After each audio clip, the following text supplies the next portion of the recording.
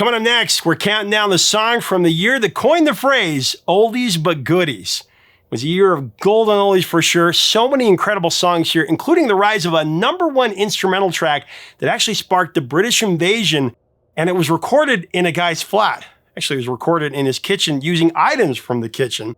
There's also the one-hit wonder that we play every single year for a month, and it's not a Christmas song. Plus the song that hit #1 twice by the same artist 2 years apart. It's actually an artist I tried to get an interview with, and I was told it would cost me 6 figures. Find out who next. Then there was a song from 1784 that was written from a woman's perspective that one of rock's most masculine legends took to #1 centuries later. And then there was a song that was written by a songwriting couple. They had their babysitter record a scratch vocal to it just to show the star that they really wanted to record it, what it would sound like. Then she rejected it. So they released it as is, and it became a #1 hit 4 different times for 4 different artists. Great guests and a host of other timeless classics are coming up next on Professor of Rock. Hey, music junkies, Professor of Rock, always here to celebrate the greatest artists and the greatest songs of all time. You know, if you ever rode these crazy rides at the amusement park or the county fair, you're going to dig this channel of deep musical nostalgia. Make sure to subscribe below right now. I know you'll find something to dig on this channel. Also, make sure to check out our podcast on Apple and Spotify. And we got our Vintage Years collection coming back. All 6 shirts will be up soon. Look for them below or at the link up here. Today's going to be a great countdown. You know, one of my favorite sayings comes from the brilliant Brian Wilson when he told me that music is like God talking to us. I mean, whether you're a religious person or not, I thought that was a fantastic thought.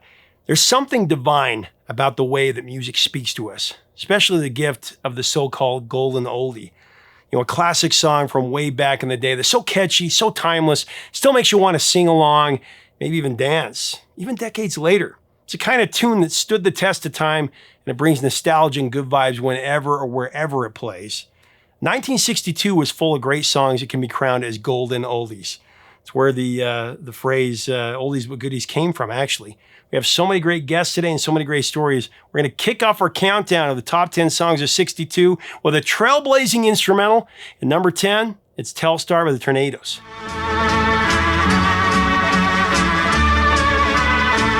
Now, during the early 60s, humanity was captivated by space exploration. You know, the launch of satellites, astronauts orbiting Earth, and the looming promise of the moon landing. Telstar sounded like this. It sounded like the future. And it was. It made the Tornadoes the first British band to top the US charts, beating the Beatles out by over a year. It was actually inspired by a real satellite that was launched that same year, Telstar, the first active communication satellite, actually launched in July of 62. The writer and producer behind the song was an early pop genius by the name of Joe Meek. He'd later go mad. More on that in a second. Meek was a sonic pioneer, and he recorded the song in his flat, his apartment, not a studio. He created it in his kitchen, and he used homemade electronics and items from his house. He was one of the first to use tape loops and an early version of the synthesizer before anybody even knew what that was.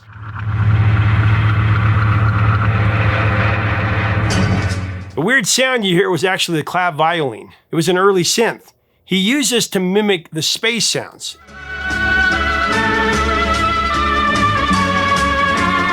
Now, this song was massive. It sold 5 million copies worldwide. It makes this one of the biggest songs of the 60s. Now, sadly, Joe Meek didn't get a songwriting credit or even royalties from this song because of a plagiarism lawsuit that he eventually won, but that happened after his death. He didn't even know he won it.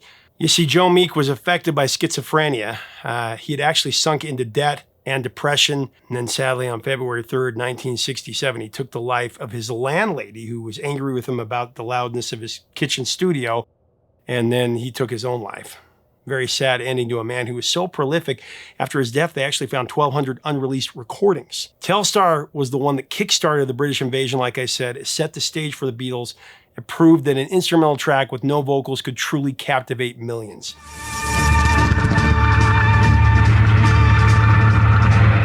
Coming up next on our countdown to top 10 of 62, a tune that was inspired by a nickname and some spontaneous fun in the studio.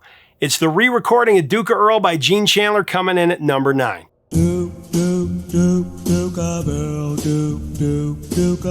Duke of Earl actually has a pretty cool origin story. Started in 1961 with the Duquesnes as a vocal group that included Gene Chandler.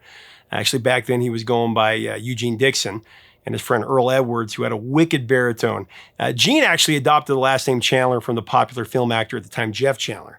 Now, Gene and Earl would often warm up by singing the simple do, do, do. And they did it in different keys before gigs. So one day, Gene decided to switch things up a bit, and he started singing Earl's name instead. That little change turned into a catchy chant, do, do, Duke. And before they knew it, it evolved into the fun and silly phrase Duke of Earl. That spontaneous moment in the rehearsal room ended up giving birth to one of the most sonic songs in doo-wop and R&B history. Everybody knows Duke of Earl. Duke of Earl, Duke of Earl. The songwriting credits for Duke of Earl go to Gene Chandler, Earl Edwards, and a woman named Bernice Williams, who managed the Duques and wrote some of their tunes. After the song took off, Gene Chandler really ran with the regal persona that he created. Dressed up in royal-style outfits to match the Duke image and really, bring the character to life. Nothing can stop a Duke of Earl. Duke of Earl was a majestic smash. It reached the coveted throne atop the Billboard Hot 100, and another song from '62 that was highly influential in shaping the future of music.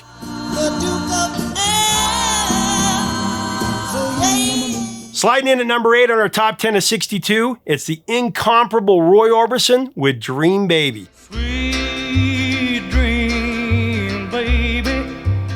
Even if you've never been famous, you probably know that fame is not what it seems. It's often pretty fleeting, not nearly as glamorous as people make it out to be. At least that's what I've heard. Roy Orbison's story, it's a perfect example of this. Around the time that he was really hitting his stride, he was also going through some tough times. It's during this roller coaster that he recorded Dream Baby with Joe Melson, a song that came straight from his own struggles with the ups and downs of stardom. How long must I dream?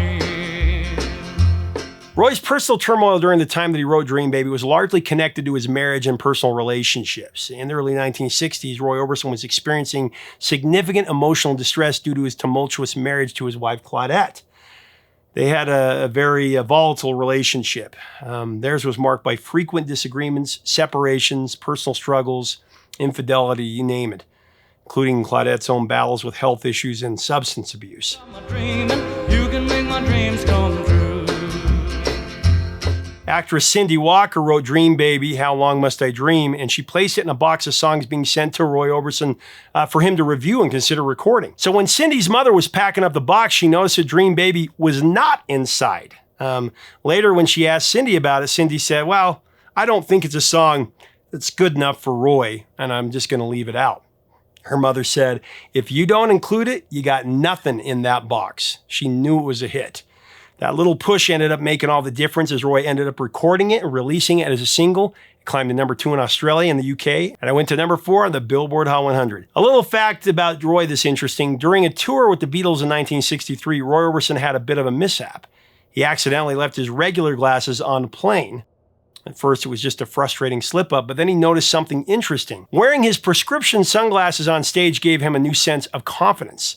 They became a part of his signature look, helping him hide what he thought were imperfections and easing his stage fright that he had back then. I mean, that small incident ended up shaping his mysterious, cool persona. And also, the Beatles hated having Roy Orbison open for them. First, they were opening for him, then he opened for them. They hated it because he's so great.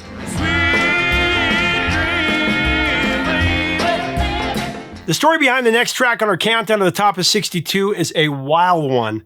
Here's a tell of Monster Mash by Bobby Boris Pickett and the Crypt Kickers, coming to number 7. He did the mash. He did the Monster Mash. The Monster Mash. Now, after spending a year and a half touring in the Army, including a stint in Korea, Robert George Pickett finally made his way back home in 1958. Now, during his time in the service, he developed a knack for imitating Boris Karloff. If you will be kind enough to excuse me for a moment, I must prepare myself. Back in Massachusetts, he started to hone that impression when he was doing local talent shows and such. He performed at spots like the Irish American Club in Everett, and his spooky spot-on impersonations earned him several wins in amateur contests. With each victory, he felt more certain that he needed to take a shot at Hollywood, like most people thought back then. Deep down, he knew he had what it took to make it as a professional entertainer, and he just knew that if he got his shot, he would make it. I was working in the lab late one night. Robert, who went by Boris, followed his hunch. He moved to Hollywood in 1960. Soon after his arrival in Tinseltown, Boris hooked up with Lenny Capizzi, and the two of them wrote Monster Mash. The idea being to create a novelty track like Sheb Wooley's Purple People Eater. It was a one-eyed, one-horn, flying purple people eater. One-eyed, one-horn. Boris and Lenny had one music industry contact, just one, a guy named Gary Paxton. He'd actually sang lead on Hollywood Argyle's hit Alley Oop, so there's that. Gary Paxton and his friend the Hollywood Argyles put it together, and in some areas already it's the #1 record, and it's rapidly getting there all across the nation. He got a big ugly. Paxton produced the song for the pair of them. In the initial sessions, they took 2 hours. The entire song was done in like 2 days. At the time, a young hustling session pianist named Leon Russell was credited with laying down the keyboards for the single's B-side. They did the Monster Mash. The Monster Mash. It was at graveyards. There's also a bit of LA musician lore. Claims that Venture's drummer Mel Taylor played on it as well. Who knows? The song's eerie sound effects, they were just clever low-budget studio improvisations. I mean, like the haunting coffin door creak, that was simply a rusty nail being pulled from a piece of wood with a hammer. And the bubbling cauldron sound, that was just water blown through a straw.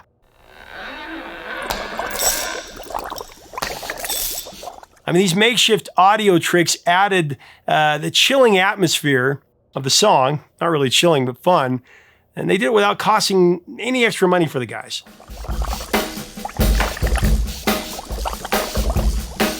Now, 4 different labels turned down the song before Paxton finally decided to release it himself, and this was on August 25th, 1962. Little did they know the bold move would pay off big time. By the week of October 20th, pushed by the upcoming holiday and just in time for Halloween, song soared to #1 on the Billboard's Hot 100 chart. And even though it had some high-profile detractors, Dick Clark actually hated it. He didn't want it to play on American Bandstand. The Cashbox magazine wishes to present you with this award for your outstanding achievements in the recording industry. No, not really. Elvis once stated in the press that Monster Mash was the dumbest thing that he'd ever heard, and he was quite the jokester. But, you know, it was a hit anyway. They did the mash. It caught on in a flash. They did the mash. And much like Dracula, Monster Mash refused to stay buried and dead. The song kept coming back from the dead, re-entering the U.S. charts not just once, but twice. First in August 1970, then again in May of 1973. Imagine this, by 1973, Boris Pickett had long since stepped away from the music business. He's actually working as a cab driver in New York City. One day he's cruising through the city in his taxi when he hears that Monster Mash is playing on the radio, announced by the DJ as one of the most requested songs of that day. So Monster Mash, it accomplished a rare feat. Only 3 songs in history have achieved this chart comeback. Monster Mash is one of them. That same year in October, it also soared to #3 on the UK singles chart.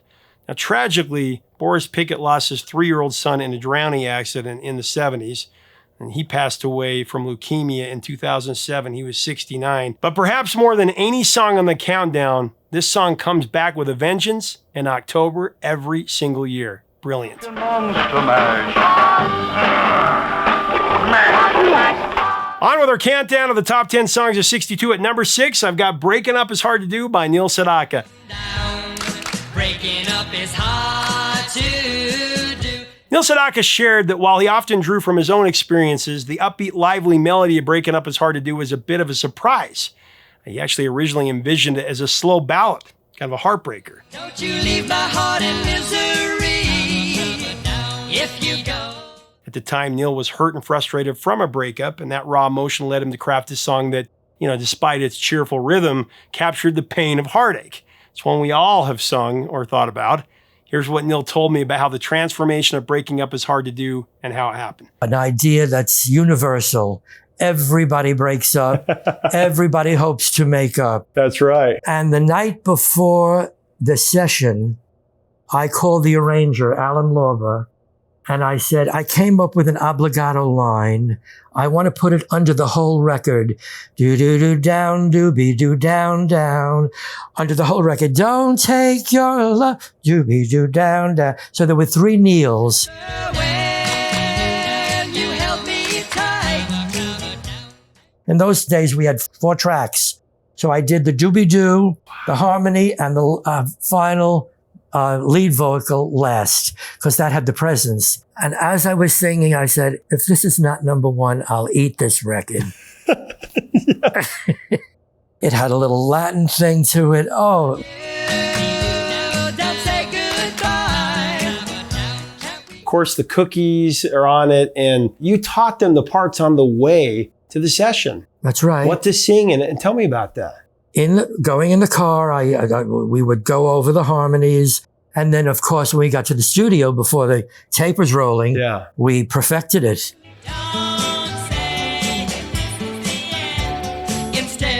Breaking Up Is Hard to Do rocketed to number 1 in Canada and on the Billboard Hot 162.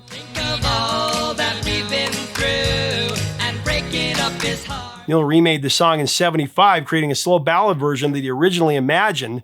That reimagining went to number 1 again in Canada and peaked at number 8 on the Hot 100. A lot of comeback songs here. Is hard to do. Back to the countdown of the top 10 songs of 62, we have the track that sparked the dance craze and created a seismic shift in American pop culture. At number 5, I've got Chubby Checker with a twist. Come on, baby. Let's do the twist. In the early 1960s, nobody could have predicted that a simple dance move would ignite a cultural revolution. When Chubby Checker released The Twist in 1960, that's exactly what happened. Suddenly, dance floors across America and eventually the world were alive with this new hip gyrating move that virtually anybody could do. That's why it was such a hit. It wasn't just a catchy ditty. It was a movement that broke down racial barriers, bringing people of all backgrounds together through music and through movement.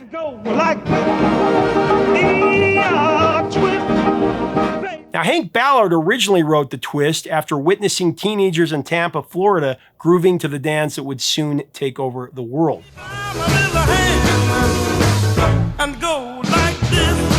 However, in a 2014 interview, Lawson Smith revealed a different story. He claimed that the song was actually written by Nathaniel Bills of the Gospel Consolators, who had initially approached the Spaniels to record it.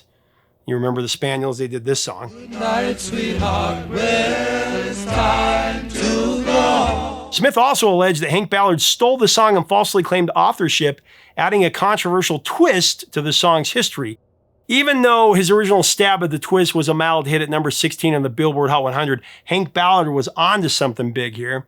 But ultimately, it was all about Chubby Checker's resurrection of the song that led to the phenomenon that became the twist.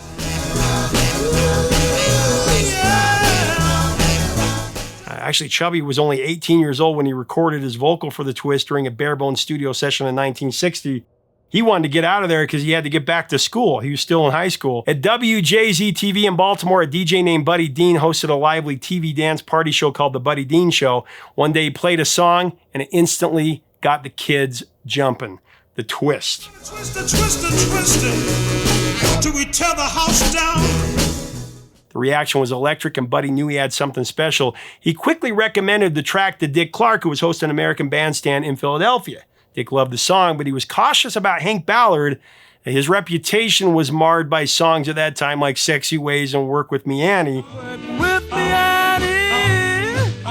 Let's get it while Dick Clark, a savvy media mogul with his fingers in record labels and artist management, decided to find his own star to help break this song. He held auditions. He searched for someone with the right charisma. That's when he discovered Ernest Evans, a young man who was working as a chicken plucker at a local plant. But Ernest was no ordinary worker. He was a natural performer. During breaks, he kept everyone at the chicken plant laughing with hilarious impersonations of the biggest stars of the day.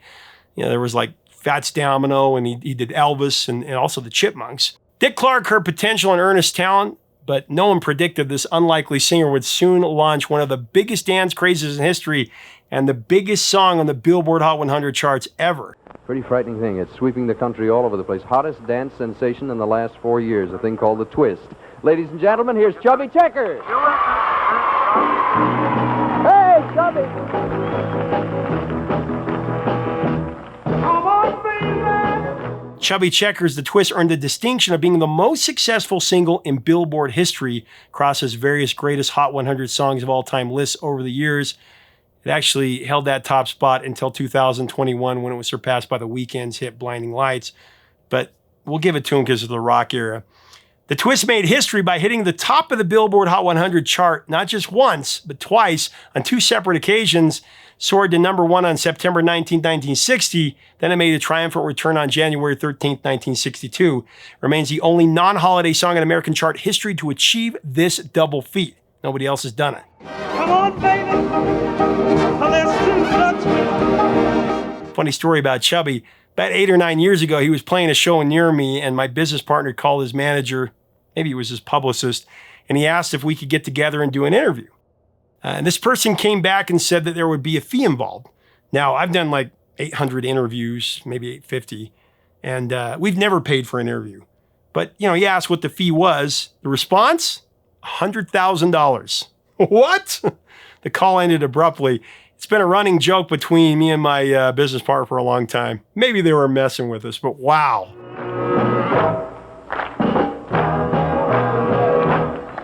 Rolling in at number 4, it's the story of Sherry, Sherry Baby, the breakthrough by the Four Seasons.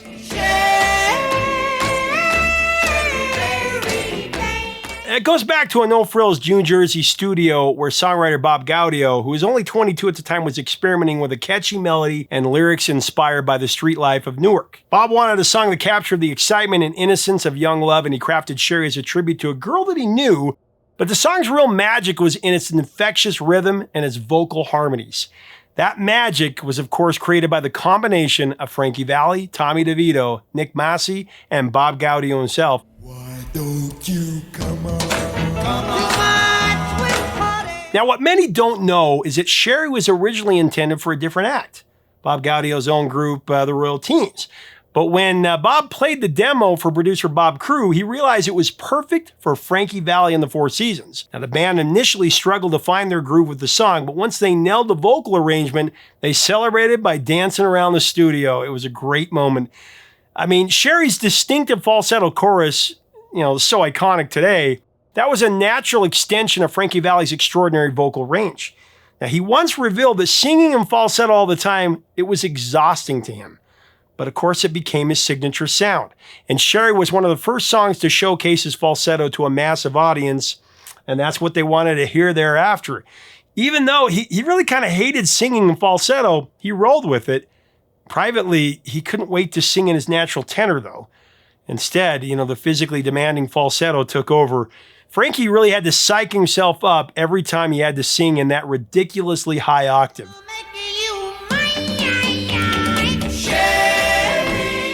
Boy, what a future he would have, though. Sherry was the first of 5 singles that went to number 1 for the Four Seasons on the Billboard Hot 100. And it also reached the top of the singles chart in Canada and also in New Zealand.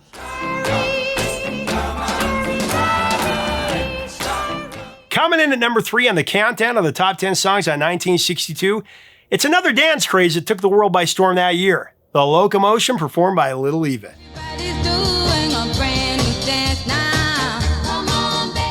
Now, Little Eva was really Eva Boyd.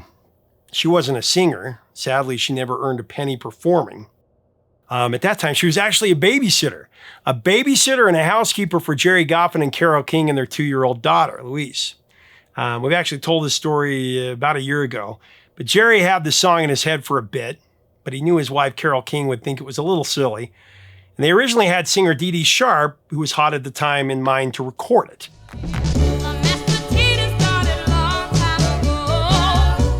Gerry and Carole, along with their famous producer Don Kirshner, felt that it would be a hit. So they forged a plan to make a demo with a female lead vocal that sounded similar to Dee Dee Sharp, to present it to her and show her what it sounded like. So they invited their babysitter, Eva, to actually do the scratch vocal on the demo. They'd heard her sing. She was good. She was actually in a singing group at the time called the Cookies.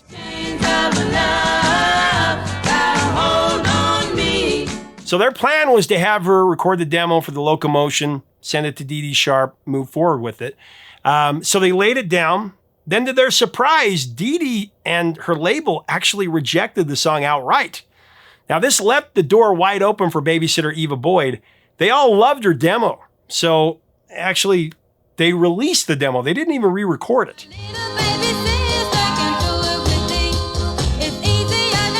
Like Don Kirshner famously said, "Who needs Dee Dee Sharp? This song's a smash." And of course, it was.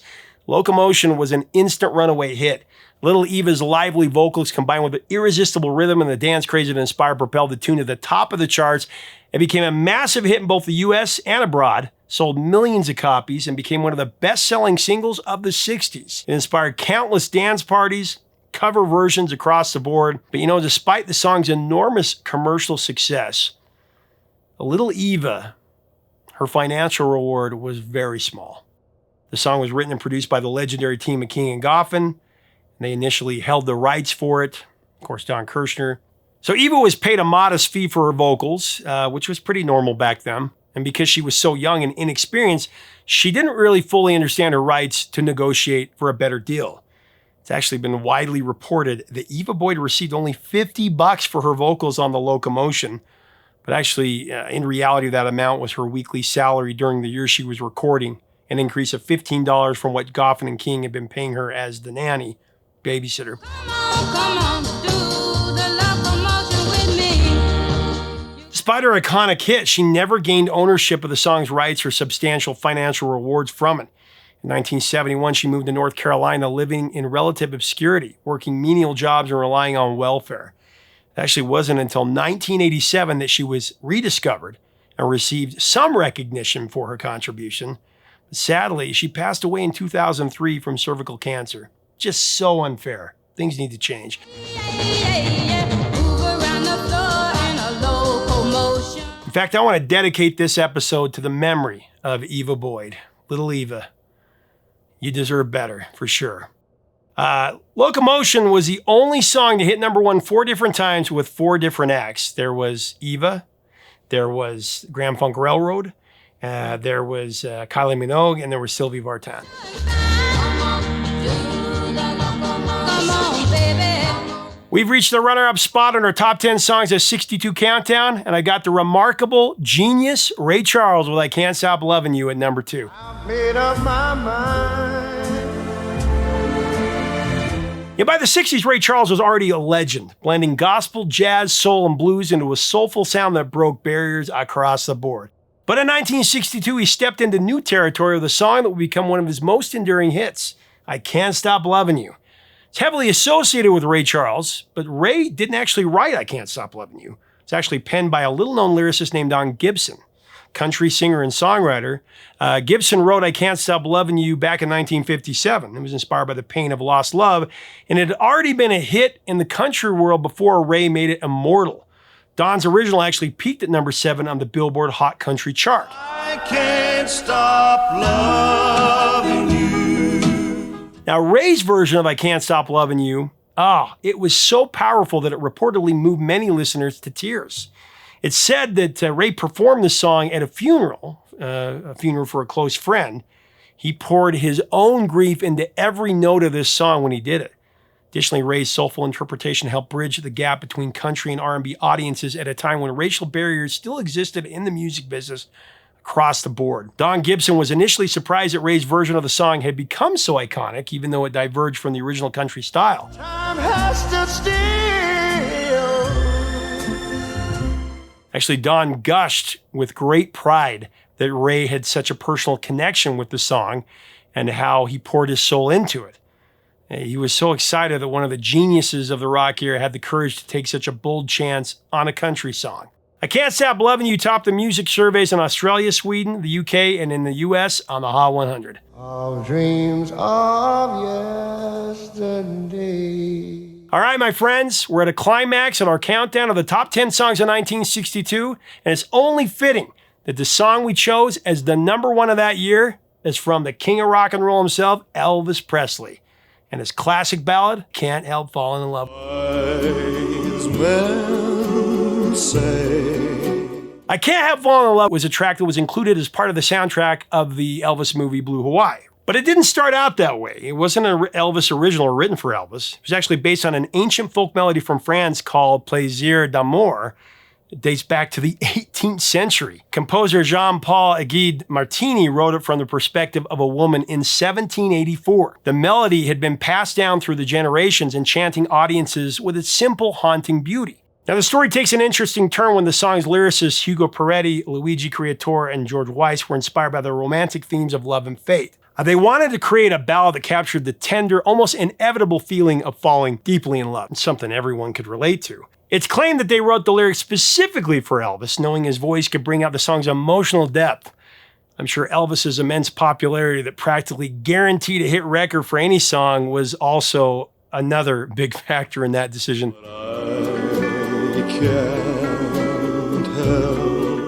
Elvis was immediately drawn to the song's gentle, almost hypnotic melody. He wanted to make sure it sounded authentic and heartfelt. During the recording sessions, he poured his soul into it, adding subtle nuances and a voice filled with vulnerability as only Elvis could. Elvis chose to record it in a single take, capturing a spontaneous and genuine emotional moment. This quick, instinctive performance is often credited as a reason why the song feels so authentic and so intimate, and of course it is.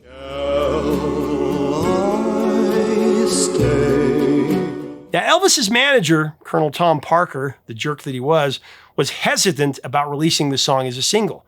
He feared it might be too soft or sentimental for Elvis's image. The Colonel tried to throw the gauntlet down, but it was a battle, and Elvis was prepared to wage with his notoriously controlling manager. The King won that fight with a powerful KO in the second round. Like a river flows, surely to...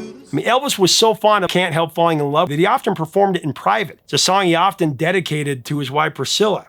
He considered it one of his most meaningful records. The single, it crested at number 2, one of the greatest number 2 hits of all time, but it went to number 1 on the AC chart for 6 weeks. In the UK and in South Africa, Elvis's I Can't Help Falling in Love held the number 1 position for 4 weeks, ranking as one of the biggest singles in 1962 all over the world. It would hit number 1 again in 1993 when UB40 covered it.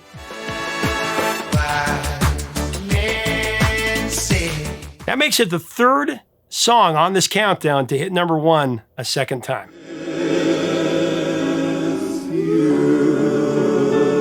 That wraps up our countdown to the top 10 songs of 62.